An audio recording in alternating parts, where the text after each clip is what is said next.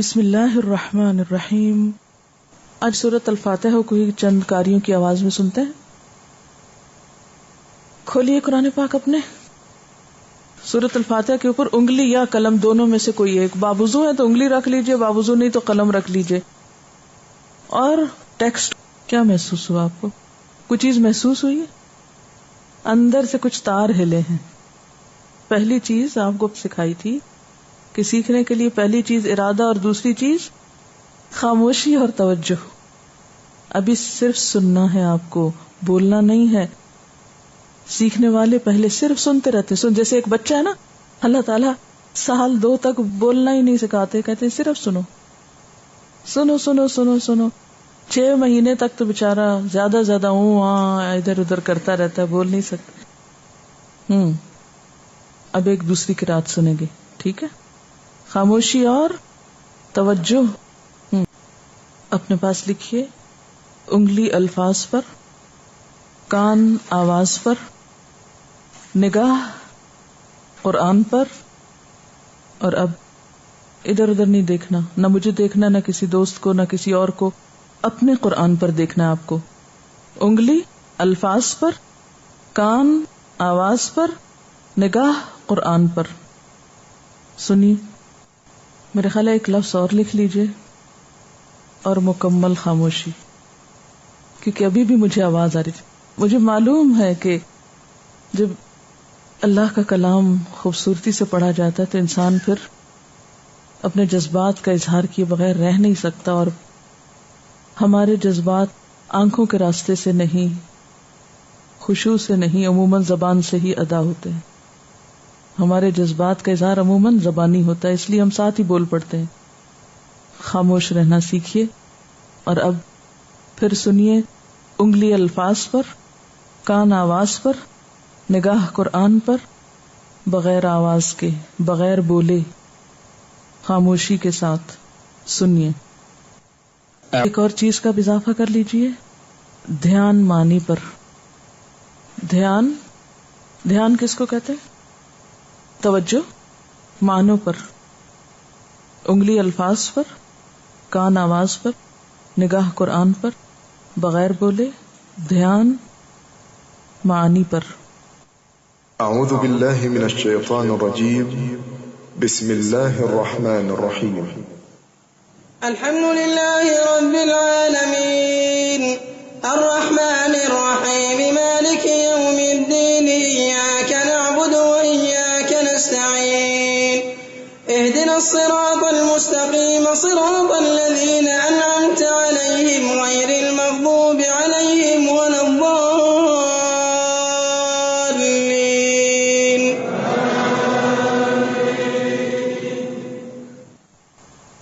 اب ایک اور چیز کا بھی اضافہ کر لیجئے. اس بار سنتے وقت ہلنا نہیں، ساکت، جسم پر بھی کنٹرول. ٹھیک ہے؟ اس سے آپ کی توجہ میں مزید اضافہ ہوگا.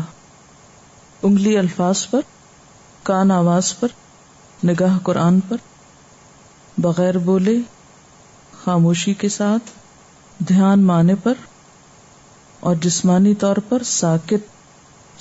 سانس لے لیجئے. مجھے معلوم ہے کہ ہم لوگوں کو اتنا ہلنے کی عادت ہوتی ہے نا کہ اگر ہم کسی وقت یہ پریکٹس کریں کہ اب ہم نے ہلنا نہیں تو ایسا لگتا ہے سانس بھی نہیں آ رہا، کیونکہ ہم ہر کام ہل ہل کے کرتے ہیں نا. اور عموماً قرآن پڑھنے اور سننے والے تو زیادہ ہی ہلتے ہیں. آپ نے دیکھا ہوگا کہ بہت سے لوگ جو قرآن پڑھ رہے ہوتے ہیں وہ یا سن رہے ہوتے ہیں تو وہ انکانشیسلی ہلے جاتے ہیں. نبی صلی اللہ علیہ وسلم کی مجلس علم کیسی ہوتی تھی معلوم ہے آپ کو؟ صحابہ کرام اتنے غور سے چیزوں کو سنتے تھے کہ بعض اوقات پرندے آ کے سر پہ بیٹھ جاتے تھے، اتنے سٹل ہوتے تھے. اب ایسا ہے کہ باقی سب چیزوں سے ریلیکس کر دیتی ہوں، اب ٹیکسٹ بھی نہیں دیکھنی، کچھ نہیں کرنا، صرف سننے پر پوری انرجی سننے پر اب رکھیے. عبداللہ بسفر کی اس وقت آپ کو سنوائیں گے انشاءاللہ. عبداللہ بسفر جو ہیں یہ سائنس اسٹوڈنٹ تھے. 1 سال حرم میں گئے اور قرآن نے کچھ عجب طریقے سے دل پہ اثر کیا. ساتھ اپنا وہ بھی پڑھتے رہے اور ساتھ قرآن سیکھنے کے لیے مختلف جگہوں پہ جاتے رہے کہ میں صحیح طور پر سیکھ سکوں. بالآخر ان کو اللہ تعالیٰ نے بہت اچھا استاد دیا جس کے ساتھ یہ تقریباً دن رات 4 سال رہے. اگر استاد جاتے تھے ہسپتال تو ساتھ لے جاتے ان کو، لیکن چھٹی نہیں ہونے دی اور مسلسل سیکھتے رہے. جب یہ قرآن سیکھ رہے تھے تو اس وقت ان سے کسی نے پوچھا کہ آپ اتنی جو محنت کر رہے ہیں کیا کریں گے آپ اتنا سیکھ کر؟ تو ان کا پڑھاؤں گا، اوروں کو سکھاؤں گا. قرآن پڑھاؤ گے؟ اچھا کیسے؟ کہا میرا ٹارگٹ یہ ہے کہ 1 ملین لوگوں کو حافظ بناؤں. میں اپنی زندگی میں 1 ملین لوگوں کو حافظ بنانا چاہتا ہوں. شوق ہے نا، آپ جو مرضی شوق پال لیں اپنے اندر، جو مرضی اپنی کوئی ٹارگٹ رکھ لیں، تمنا امید رکھ لیں. ہم میں سے تو کم ہی کوئی سوچ، کوئی ٹارگٹ تو ہمارا ہوتا نہیں، ویسے بس جو اللہ کرا دے کر لیں گے. دین کی خدمت کا بہت شوق ہے ہم کو، امت کی خدمت بھی کرنا چاہتے ہیں، اور اس طرح کے بہت سے کام سوچتے رہتے ہیں. لیکن بھئی کیا کرو گے، کون سا کام کرو گے، وہ نہیں پتا ہوتا. کتنا کریں گے، کیا کریں گے، ہم کیا چاہتے ہیں کہ کیا کریں گے. یہ ہم ضرور بتا سکتے ہیں آج ہم یہ کھائیں گے، آج ہم یہ کپڑا خریدیں گے، یہ پہنیں گے، یہ بنائیں گے، ویسا گھر بنائیں گے، لیکن آخرت کے معاملے میں ذرا کم ہی سوچتے ہیں. anyhow الحمدللہ اس وقت جس طرح یہ تجویز سکھا رہے ہیں اور جس طرح یہ اب انہوں نے ایک انٹرنیشنل اپنا ادارہ قائم کیا ہوا ہے جس میں صرف یہ سعودی عرب میں نہیں، سعودی عرب میں بھی بہت جگہوں پر بستی بستی جگہ جگہ جگہ انہوں نے مدارس بنائے ہیں، لوگوں کو سکھایا، بھیجا ہے، کیا ہے، اور پھر دنیا کے ہر ملک کو وزٹ کر رہے ہیں. افریقہ کو، امریکہ کو، یورپ کو، ہر جگہ جاتے ہیں. وہاں حفظ کرنے والے، کرانے والے لوگ جو ہیں ان کو دیکھتے ہیں. تو وہ ان کا اپنا شوق ہے جس کے لیے وہ ہر طرح کی کوششیں کر رہے ہیں.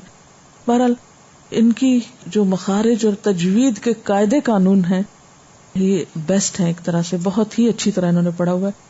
تو آئیے دیکھتے ہیں. شاید آپ کو اسٹائل تھوڑا اتنا بہت ترنم والا نہ لگے، لیکن قواعد کے اعتبار سے سیکھنے کے لیے ایک بہت اچھی قرات ہے. الحمد للہ رب العالمین الرحمن الرحیم مالک یوم الدین ایاک نعبد و ایاک نستعین اہدنا الصراط المستقیم. ان کی پوری توجہ مخارج اور حروف کی صحیح ادائیگی پر ہوتی ہے، کیونکہ انہوں نے سیکھا بھی بہت زیادہ ہے اور ہر چیز کا حق ادا کرنا چاہتے ہیں. اس لیے ان کے سامنے وہ ترنم یا دوسری چیزیں اتنی نہیں ہوتی جتنا ہر حرف کا حق ادا کرنا اور مخارج کا صحیح طور پر ادا کرنا ہے. anyhow اب پھر آپ قرآن پاک پر توجہ کیجئے. مدینہ کی مسجد نبی جس کو کہتے ہیں، وہاں کے قاری ہیں قاری حذیفی، جو اب سنوائیں گے آپ کو. یہ جو 3 دفعہ سنایا گیا ہے یہ سیکھنے کے لیے کہ ایک دفعہ اگر توجہ نہیں رہی، دوسری دفعہ نہیں رہی، تیسری دفعہ، تاکہ ریپیٹیشن سے آپ بہتر طور پر سیکھ سکیں. شروع میں انشاءاللہ کلاس میں ہم آپ کو یہ سنوائیں گے انشاءاللہ تعالیٰ، تاکہ ریپیٹیشن سے آپ زیادہ سیکھ سکیں. اب ایک اور قرات سنیے. اس میں رونے کی کیا بات ہے؟ قیامت کا دن ہمارے جا ٹھہرنے اور رکنے کی جگہ ہے نا، وہ ہماری منزل ہے، وہاں تک ہم نے پہنچنا ہے، اور اسی کے لیے ہم یہ سیدھا راستہ مانگ رہے ہیں کہ ہم ٹھیک راستے سے ٹھیک جگہ جا کر کھڑے ہوں. اگر ادھر ادھر بھٹکتے رہے تو معلوم نہیں کہاں جا کھڑے ہوں گے. ہمیں رونا نہیں آتا اس لیے کہ ہمیں اس دن کے بارے میں خیال بھی کم آتا ہے اور سوچتے بھی کم ہی ہیں، کیونکہ جس دنیا میں ہم مشغول ہیں، مصروف ہیں، وہ ہمارے ہوش، حواس، ہماری روٹین، ہماری ہر چیز پہ اتنی چھائی ہوئی ہے کہ اس سے آگے بڑھ کے ہم کچھ نہیں دیکھ سکتے. تو بہرحال آپ قاری حذیفی اور غامدی سنیں گے لسننگ کے لیے. آپ کو پتا ہے کہ یہ جو 2 مختلف قراء کی کیسٹس آپ کو سنوائی جاتی ہیں یہ کیوں ہے، اس کے پیچھے حکمت کیا ہے، اور کس وقت میں کیا کرنا ہے، اس کی حکمت کیا ہے، اس کی کیا ریزن ہے. قاری حذیفی ہم سنتے ہیں اپنی تجوید بہتر کرنے کے لیے، پروننسیشن بہتر کرنے کے لیے، اور غامدی سنوایا جاتا ہے تفسیر جذب کرنے کے لیے. دونوں کو سنوانے کے مقاصد مختلف ہیں. ٹھیک ہے. قاری حذیفی کیوں سنیں گے لسننگ کے لیے؟ یہ اس مقصد کے لیے ہے کہ آپ ایک خاص انداز کے عادی ہوں، جو ایک ایسے قاری کا انداز ہے جو معلم بھی ہے، جس کی پی ایچ ڈی ہے قرات میں، جو کئی سالوں سے حرم مدنی میں یعنی مدینہ شریف میں مسجد نبوی میں پڑھاتے بھی ہیں اور اس کے ساتھ ساتھ امامت بھی کرتے ہیں، یعنی ماسٹر ہیں اپنے فیلڈ کے، ایک معلم ہونے کی حیثیت سے بھی ماسٹر ہیں اپنے فیلڈ کے. انہوں نے یہ جو قرات ریکارڈ کرائی ہے اس کو کہتے ہیں نسخہ مرتلہ، یہ ترتیل کے ساتھ کروائی ہے، اور سیکھنے کے لیے ترتیل کے ساتھ پڑھی ہوئی قرات ہی سننی چاہیے جو سکھانے کی نیت سے ایک طرح سے ریکارڈ ہوئی بھی ہے. تو اس لیے آپ کیا کریں گے، تجوید کے لیے یہاں بھی اور گھر میں بھی ایک قاری کو مسلسل 1 سال تک سنیں، پھر آپ دیکھیں ریزلٹس کتنا آپ انشاءاللہ امپروو کریں گے، کیونکہ وہ آپ کے اندر ٹریکس بن جائیں گے. ٹھیک ہے. اس کے بعد جو ہم تفسیر کے بعد یا تفسیر سنوا کے آپ کو قاری غامدی کی قرات سناتے ہیں، ان کا نام ہے سعد الغامدی. اس کا مقصد کیا ہے؟ تجوید سکھانا نہیں ہے، اس کا مقصد ہے سیکھے ہوئے کو جذب کرنا. ٹھیک ہے نا، کیونکہ اس میں ترنم بھی ایک بہت ہی اور طرح کا ہے، اللہ تعالیٰ کے کلام کی خاص خوبصورتی بھی سامنے آنے لگتی ہے. پچھلے سال جب ہماری یہ تفسیر شروع ہوئی تھی تو جس دن سورت الفاتحہ لگی تھی بالکل ویری فرسٹ ڈے، تو کسی اسٹوڈنٹ نے کمنٹ لکھا تھا کہ میں نے میوزک کے بارے میں بہت سے لیکچرز بھی سنے، بہت سی نصیحتیں بھی سنی، لیکن مجھ سے میوزک چھوٹتا نہیں تھا. آج میں نے جب سورت الفاتحہ سنی تو اس کے بعد مجھے کوئی میوزک اچھا ہی نہیں لگا، کیونکہ غامدی کے پڑھنے کا انداز اتنا خوبصورت تھا کہ اس کے بعد ہر چیز ہیچ نظر آئی. ہر ایک کے اپنے اپنے احساسات اور ایک فیلنگ ہوتی ہے نا. تو یہ جو غامدی کا سنوایا جانا ہے یہ جذباتی نشو نما ہے، حذیفی کا سنوایا جانا عقل کی نشو نما کے لیے ہے. ٹھیک ہے. اگر آپ اس کو الٹ دیں گے کہ آپ کو تجوید ہم سکھائیں غامدی سے اور تفسیر میں لگائیں حذیفی، تو بات نہیں بنے گی. آخری پاروں میں آ کر پھر ہم اور قاری بھی انٹروڈیوس کرتے ہیں، کیونکہ کچھ قرآن پاک کے حصے ایسے ہیں کہ جہاں بعض قراء نے اتنا خوبصورت ان کو پڑھا ہے کہ ان کے مقابل اور کوئی نہیں نظر آتا. اچھا، ہو سکتا ہے کہ ایک عام لسنر کو یہ فرق اتنا زیادہ نہ محسوس ہو، لیکن جو آپ قرآن کی ڈیپتھ میں اترتے ہیں نا، اس کے بعد جب آپ کچھ بھی لسن کرتے ہیں فوراً پہچان جاتے ہیں کہ یہ کہاں فٹ آتا ہے، کس جگہ کون سی چیز زیادہ مناسب ہے. تو بہرحال گھر میں بھی اگر آپ سن رہے ہیں قرات تو میں یہی ریکمینڈ کروں گی کہ فی الحال آپ حذیفی ہی سنیں، حتیٰ کہ آپ کی قرات یا عربی پڑھنے کا انداز جو ہے وہ درست ہو جائے. ٹھیک ہے.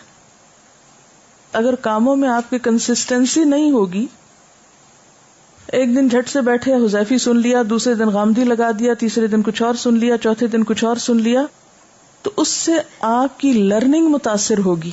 لرننگ، اس وقت آپ لرننگ کے پروسیس میں ہیں، آپ سیکھ رہے ہیں. اس کو آپ ایک اور مثال سے یوں سمجھ سکتے ہیں کہ اگر ایک طالب علم ایک دن ایک جگہ نوٹس لکھے، دوسرے دن دوسرا کاغذ اٹھا لے، تیسرے دن تیسری کاپی اٹھا لے، کوئی چیز کہیں لکھ دے، کوئی کہیں لکھ دے، کوئی کہیں لکھ دے، تو اس کا نتیجہ کیا ہوگا؟ کیا نتیجہ ہوگا؟ اگر اس کو امتحان کے لیے کچھ تیاری کرنے کی ضرورت ہو تو اس کا وقت کتنا زیادہ ضائع ہوگا. ٹھیک ہے نا. دوسرا یہ ہے کہ ہمارے دماغ میں، ہمارے کانوں میں، ہمارے سارے جو ایک عادت بنتی ہے، اس عادت کو مینٹین کرنے کے لیے اور پھر ایک عادت کے تحت مسلسل استقامت کے ساتھ ایک کام کرنے کے لیے ایک ٹریک بنانا پڑتا ہے. اور عادت اور ٹریک جو ہے یہ دونوں ملتی جلتی چیزیں، یعنی عادت کے لیے ایک خاص ٹریک آپ کو اختیار کرنا پڑے گا. اگر آپ ٹریک سے ہٹ جائیں گے، مثال کے طور پر آپ کو واک کرنی، واک کرنے کے لیے ایک ٹریک ہوتا ہے. اگر آپ ٹریک پر چلیں گے تو آپ کی واک کس طرح کی ہوگی، اور اگر آپ ٹریک سے نیچے اتر جائیں گے تو آپ کی واک کس طرح ہوگی؟ کوئی فرق ہے؟ ٹریک پر واک کرنے اور ٹریک کے نیچے اتر کے واک کرنے میں کیا فرق ہے؟ ایک اسموتھ سرفیس ہے جس پر آپ واک کرتے چلے جا رہے ہیں، آپ کو بہت زیادہ سوچنے کی بھی ضرورت نہیں ہوتی، آپ کو اس وقت اس سے غرض ہوتی کہ آپ چل لیں، آپ کا مقصود اس وقت کیا ہے؟ چلنا ہے، تو وہ آپ کے چلنے میں سہولت پیدا کرتی۔ اس وقت آپ کا مقصود کیا ہے؟ سننا، سن کر مانوس ہونا، مخارج سے، قواعد سے، قرآن کے خاص انداز سے، کیونکہ ٹھہرا ہوا انداز ہے۔ اس سے کیا ہوگا کہ جب ایک ہی انداز میں، یعنی ایک قاری کو ایک خاص مقصد کے لیے سننا ایسا ہی ہے جیسے ایک خاص ٹریک پر چلنا، ٹھیک ہے؟ جو ہی آپ ٹریک سے اتریں گے تو کیا ہوگا؟ مانوس ہونے میں ٹائم لگے گا، وقت ضائع ہوگا۔ سیکھنے کے عمل میں تسلسل فائدہ مند ہوتا ہے، تسلسل ڈسٹرب ہوگا، نتیجہ کیا ہوگا؟ جب تسلسل ڈسٹرب ہوگا تو جو آپ نے اپنے لیے کچھ پہچان رکھی تھی کہ اس حرف کو یوں پڑھنا ہے، اس لفظ کو ایسے ادا کرنا ہے، ہو سکتا ہے دوسرے قاری کی ادائیگی میں 19-20 کا فرق ہو، تو آپ کے اندر کے جو ایموشنز ہیں یا جو پوری آپ کی صلاحیتیں ہیں وہ جس چیز پر عادی ہو گئی ہیں، جب وہ اس سے ہٹے گی تو آپ کے سیکھنے کے عمل میں خلل ہو جائے گا۔ اس کو ایک اور مثال سے آپ سمجھ سکتے ہیں۔ مثلاً آپ لکھنے کے لیے ایک خاص پین استعمال کرتے ہیں، اب کیا ہوا؟ اس کی سیاہی ختم ہو گئی، آپ کو جلد دوسرا پین استعمال کرنا پڑا جو اس کمپنی کا نہیں تھا، نتیجہ کیا نکلا؟ کیا آپ اسی طرح لکھ سکتے ہیں جس طرح آپ اپنی ایک مقررہ قلم سے لکھتے ہیں؟ نہیں لکھ سکتے نا، آپ بھی وہی ہیں، دماغ بھی آپ کا وہی ہے، خیالات بھی وہی ہیں، پین کی تبدیلی سے آپ کے لکھنے کا عمل اور رفتار متاثر ہوئی ہے، ٹھیک ہے نا؟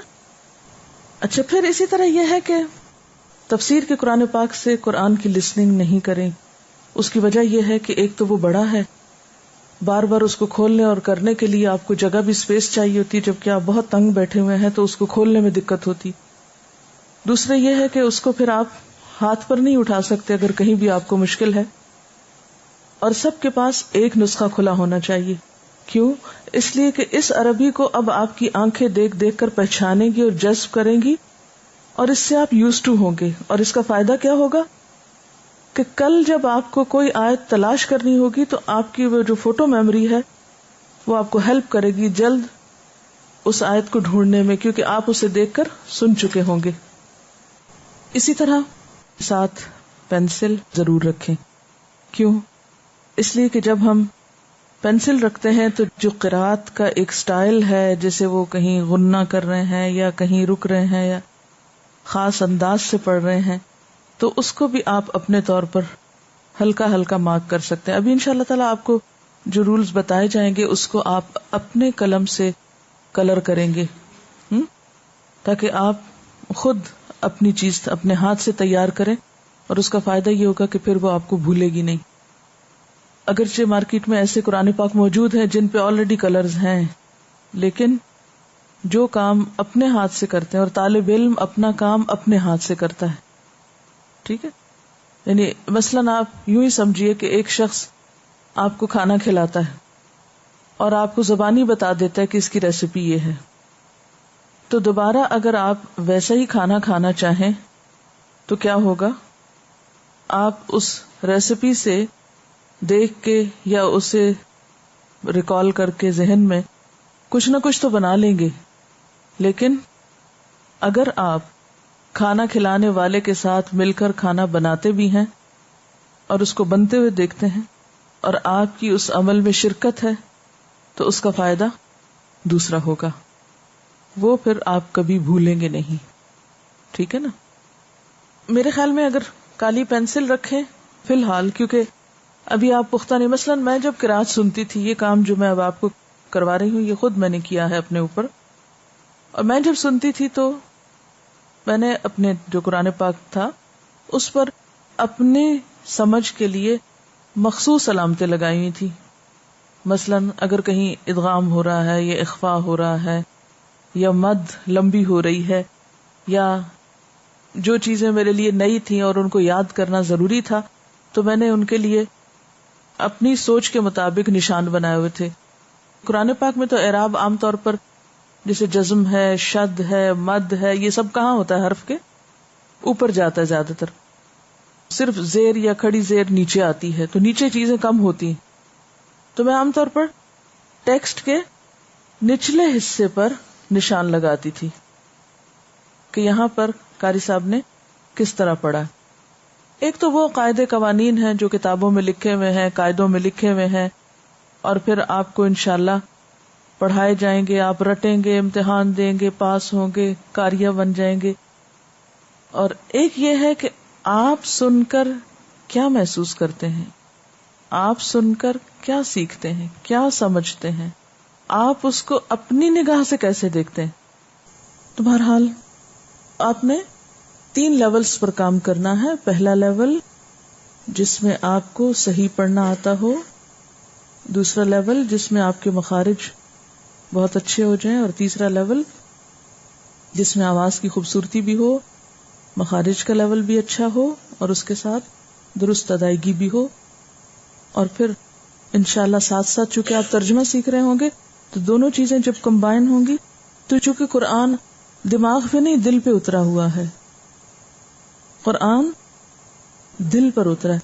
تو علامہ اقبال کا ایک شعر بھی ہے نا اس پر، نہ ہو جب تک تیرے دل پہ نزول کتاب، جب تک کتاب کا نزول ہم میں سے ہر ایک کے دل پر نہ ہو، یہ دل کو نہ لگے، اس وقت تک اس کا حق ادا نہیں ہو سکتا. ٹھیک ہے. وآخر دعوانا ان الحمد للہ رب العالمین. اللہ اکبر اللہ اکبر لا الہ الا اللہ واللہ اکبر اللہ اکبر وللہ الحمد. اللہ اکبر اللہ اکبر لا الہ الا اللہ واللہ اکبر اللہ اکبر وللہ الحمد. اللہ اکبر اللہ اکبر لا الہ الا اللہ واللہ اکبر اللہ اکبر وللہ الحمد.